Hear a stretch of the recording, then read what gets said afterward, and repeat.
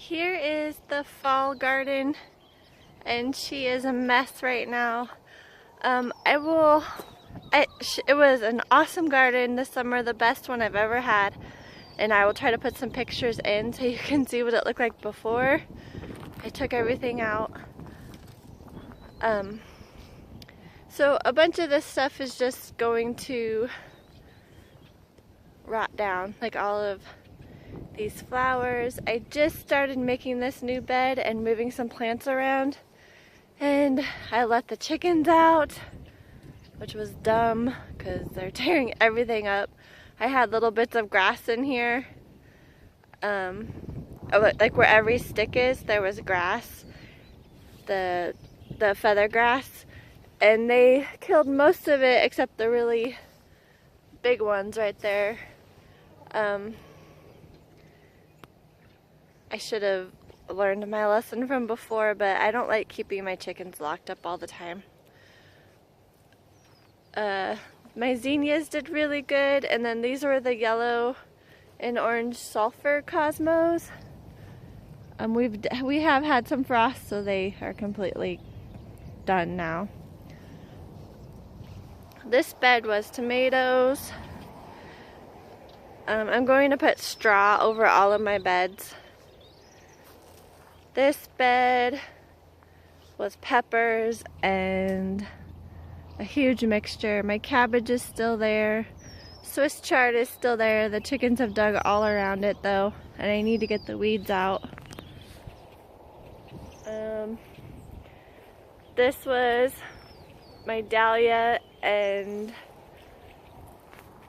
just some other plants, the gladiolas. The gladiolas sucked this year. Everything has been, the frost has gotten it. So that all, I need to cut the tops off. The dahlias won't make it through the winter here, of course. So I need to cut the tops off and then dig them up so I can plant them again next year. They're getting blackened, so I'm going to do that soon. Some tomatillos that snuck in. I had tons of tomatillos too. The weeds have taken over again. So this is Tithonia, or Mexican sunflower, and it did really well. And then bachelor buttons, different colors, and I really loved this color of them. Hopefully those will reseed. My grasses did really well. I love them. Also the weeds too. Some of my favorite combinations this year was, of course, the feather grass and the southern charm verbascum. And also this hyssop, which I don't know the other name for it, but I really like those combinations together. This grass turned really red. And everything else just needs to come back. I think I'm going to put straw. I need to get the weeds out again and put straw on everything. We'll see. Still some penstemon going. And I really can't wait for next year already. There's a lot of things in here I moved around that I'm excited to see what happens next year.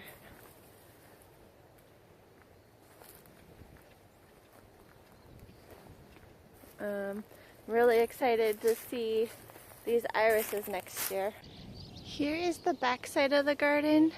A lot of the fruit trees I had are kind of fruit bushes now. They need to be pruned up and to look like trees. And the weeds are overtaking this one.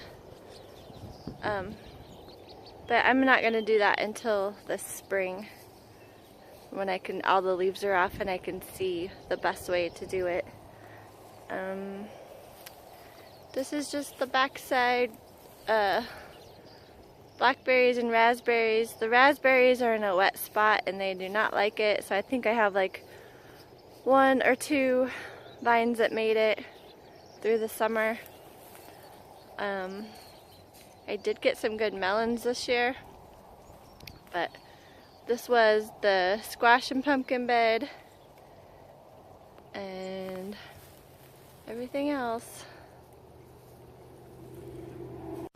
Okay, I keep adding stuff. I just want to show this lavender hedge too that I'm really happy with. I left some of these heads for the bees. I didn't want to just cut everything off. But I love this hedge, and I'm going to continue it around the grass bed and around these two flower beds. That you probably can't tell they're flower beds, but I can.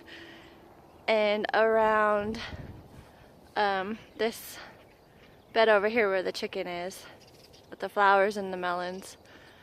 And then probably around my fruit cage over there. So, and then these 4 beds will just have the catmint. I need to continue putting the catmint around. I take cuttings from them, and so that's why it takes so long.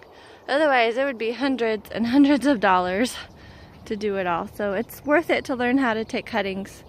And I will take cuttings from the lavender too. Okay, that's it for reals.